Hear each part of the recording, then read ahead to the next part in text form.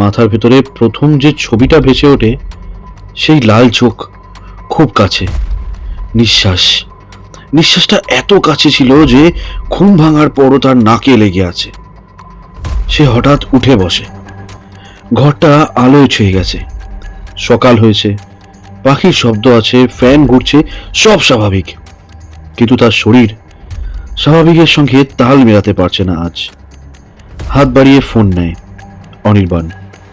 Call যায়, 1 ring, 2 ring, তারপর switch off. একটু থামে, আবার ডায়াল করে, এবারে নট রিচেবল। তারপর চোখ বন্ধ করে একবার নিঃশ্বাস নেয়।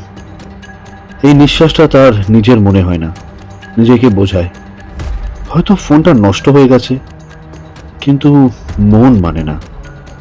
বুকের ভেতরে একটা অজানা চাপ যেন চেপে বসে আছে।